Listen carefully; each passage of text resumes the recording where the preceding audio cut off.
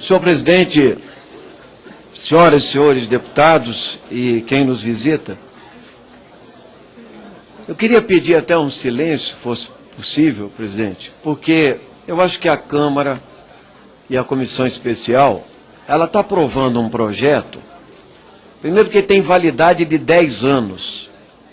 Esse aqui não é um plano para este governo, ou o próximo, é mais, são 3 governos. Segunda questão, quero dizer ao relator Ângelo Vagnoni, cumprimentá-lo por todo o trabalho que ele fez, mas nesses 10 minutos que eu tenho, eu quero tratar exatamente daquilo que é o cerne do plano. E quero falar disso, senhor presidente, com autoridade, de quem foi o encabeçador do primeiro Plano Nacional de Educação em 1998. E quero dizer que nós já tivemos muitas votações unânimes nas comissões especiais. Em 2011 foi feito um acordo onde se chegou aos 7% do PIB, em 2001, perdão, 2001, para em seguida o presidente Fernando Henrique vetar os dispositivos que garantiam a viabilização do plano via financiamento da educação. No governo Lula, nós tentamos derrubar os vetos, levou 8 anos, não foi derrubado. A presidente Dilma mandou para cá uma proposta de 7% do PIB, novamente, a que foi acordada lá em 2001. E agora, nós chegamos a esta comissão especial, que por unanimidade a Câmara votou 10% para a educação pública, gasto público com educação pública. Isso foi votado por unanimidade aqui. E foi para o Senado e retornou de outra forma. Então eu quero dizer o seguinte, nós já votamos 2 unanimidades, deputado Vagnoni. Lá atrás, em 2001, e novamente no seu primeiro relatório. Aqui no plenário, não foi só aqui na comissão especial. Então esse é um momento decisivo, e eu quero chamar a atenção de Vossa Excelência para alguns destaques. Em primeiro lugar, eu quero cumprimentá-lo por ter suprimido o que veio do Senado, a meta 736, que é a questão do mérito, da concorrência, que é um retrocesso educacional que foi inserido lá no Senado Federal. Então, aí temos acordo nessa questão. Mas eu quero gastar o meu tempo, presidente, para 3 questões, e peço a atenção de Vossa Excelência.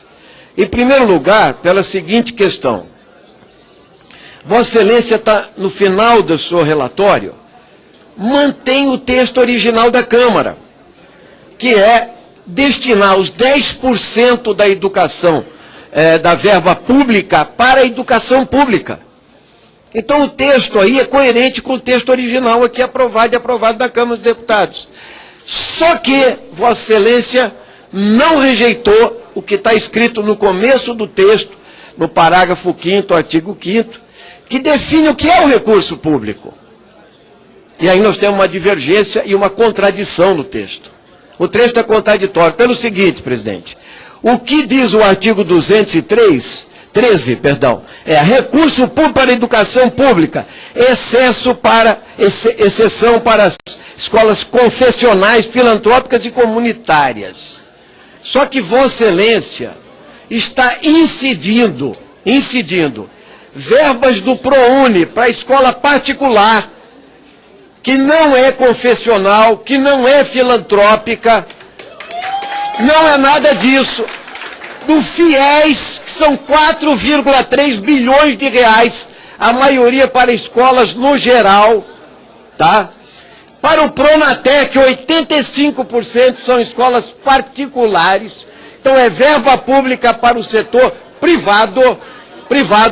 Vossa Excelência está definindo isso como verba pública. O que eu peço? Que se suprima essa parte que vem do Senado e mantenha-se o que o senhor manteve lá no final do texto, que era o projeto original.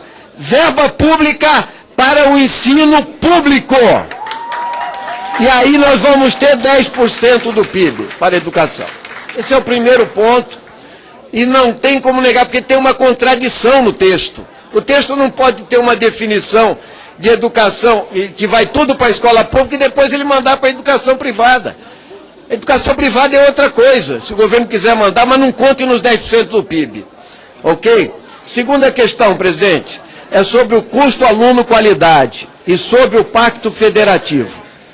Aí eu quero dizer o seguinte, fica evidente... Peço silêncio, presidente. Por favor, silêncio. É que tem gente que não veio para discutir isso aqui. Depois eu vou falar no final sobre isso. Tem gente que não veio para discutir o principal do plano, que é como viabilizar o plano. É como atender a milhões de jovens e crianças brasileiras que precisam ter acesso à educação com qualidade, em tempo integral e mais verba para a educação.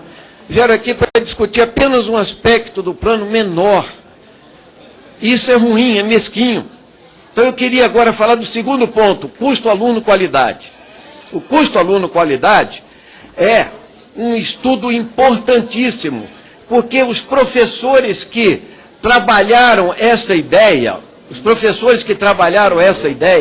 provaram que sem a complementação da União, não haverá melhoria na educação. Os estados e os municípios não ficam nem com 36%, relator, da arrecadação pública. E sobre eles sobrecarrega a maior parte dos encargos educacionais, da educação básica essencialmente.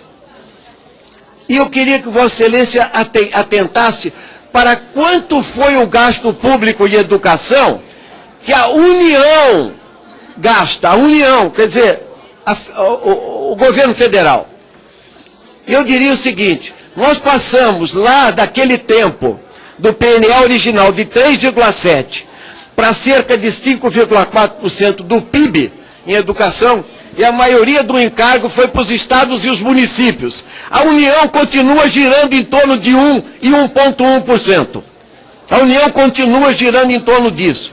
Então o Fundeb é mais 9 bi, e nós temos os estudos que a professora Dorinha projetou ali, do professor Marcelino Rezende, temos os estudos feitos pela tese do professor Luiz Araújo, que mostram que essa variação, se nós quisermos complementar com custo aluno-qualidade inicial, é da ordem de 46 bilhões a 63 bilhões, com os 9% incluídos. Ou seja, nós precisamos de 50 bilhões, no mínimo, ou 60 bilhões, se a gente quiser dar alguma qualidade, passados para os estados ou municípios com os 10% do PIB. Por isso, vou pedir a Vossa Excelência que reponha a meta 2010, do custo aluno-qualidade. Nós queremos qualidade na educação. Isso só é possível com recurso público, e recurso público da União, a mesma que gasta 42% com juros para pagar banqueiros. A União é a mesma que desonera. Veja a medida 627 que nós aprovamos em plenário na quarta-feira passada. Estudantes e professores que estão aqui. Só no Fantástico, no domingo, é que apareceu o rombo, por exemplo, de isentar de impostos e multas os planos de saúde, que transformaram a saúde numa grande mercadoria, num grande negócio. De cada 1.000 multas, eles vão pagar 20. Isenção de impostos para os ricos, 66 bilhões de desonerações, 700 bilhões de gasto com juros no nosso país. No entanto, nós não temos mais 50 bilhões de reais para a educação, para poder complementar. Ou os 10% do PIB, afora o petróleo. Afora o petróleo, porque o petróleo precisa sair lá de baixo. Ele precisa ser processado, precisa ser vendido, é outra coisa. Queremos dinheiro do orçamento já. Prioridade para a educação. E quero finalizar, presidente, colocando aí, concordando com Vossa Excelência, pela manutenção do texto. No artigo 1º, artigo 2º, inciso 3º. Quero me dirigir às pessoas que estão aqui agora, e prestem atenção. Eu até respeitaria que as pessoas venham com o seu cartaz sobre a diversidade, sobre a pluralidade, sobre a liberdade, que o pensamento é livre no Brasil. Mas é impressionante que as pessoas não vêm com 10% do PIB, Não vem com o cartaz do CAC inicial mais 50. Precisa ser vendido, é outra coisa. Queremos dinheiro do orçamento já. Prioridade para a educação. E quero finalizar, presidente, colocando aí, concordando com Vossa Excelência, pela manutenção do texto. No artigo 1º, artigo 2º, inciso 3º. Quero me dirigir às pessoas que estão aqui agora e prestem atenção. Eu até respeitaria que as pessoas venham com o seu cartaz sobre a diversidade, sobre a pluralidade, sobre a liberdade, que o pensamento é livre no Brasil. Mas é impressionante que as pessoas não vêm com 10% do PIB, não vêm com o cartaz do CAC inicial, mais 50 milhões, não vêm defender o conjunto da educação pública. Isso é péssimo, isso é uma visão pequena. Nós temos a obrigação, como educadores e parlamentares, de defender a liberdade. Nós vivemos num país que não é um Estado teocrático. A Arábia Saudita, o Irã, são estados, o Israel, são estados teocráticos. Aqui é uma república. A República Brasileira é laica, existe a separação entre igreja e Estado. E quero dizer mais, só para me dar um minuto só, presidente, peço tolerância. 1 minuto de tolerância é o seguinte: nós fomos daqueles, presidente, quero me dirigir a todos os setores religiosos aqui presentes para dizer o seguinte: quando se votou o acordo da Santa Sé, aqui na casa, e depois o acordo para as igrejas evangélicas, o nosso partido, a minha e do deputado Jean Willis, foi o único partido que votou contra o acordo. Contra, porque nós defendemos o Estado laico por coerência. Nós fomos criticados pelos católicos e pelos evangélicos. Depois os evangélicos nos apoiavam, mas depois que fizeram o acordo com eles, eles ficaram quietos, porque eles queriam algumas vantagens do Estado brasileiro. Aqui nós estamos falando de fim da intolerância, fim da raiva, fim do machismo, fim do racismo, fim da homofobia, e combate a todo tipo de discriminação. Quem defende isso, defende um retrocesso em padrões de humanidade que a sociedade já atingiu. Concluindo. Nós não podemos acatar, e aí defendemos o texto do relator. É um avanço, mas não pelo lado da negação, é da afirmação. É da afirmação, porque a liberdade religiosa está garantida, porque a liberdade de ir e vir está garantida, porque todas as liberdades estão garantidas.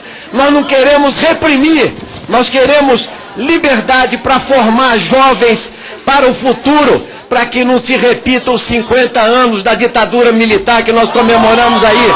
Nós queremos liberdade para que, finalizo, presidente, para que as mulheres não sejam mais espancadas, para que um menino de 3 anos de idade não seja massacrado pelo pai, porque o pai suspeita que ele é homossexual, para que não se vaiam jogadores negros nos estádios nacionais e internacionais, contra o racismo. Aqui é a defesa da liberdade. Por isso nós somos a favor do texto nesta questão. E finalmente, digo ao relator Ângelo Vagnoni, nós votaremos favorável ao relatório final se ele se comprometer, entende, a manter os 10% da educação para a escola pública e voltar ao CAC inicial, 50 bilhões. Se não, não há plano. É um não plano, é um documento de gaveta. Nós não podemos aceitar porque é um...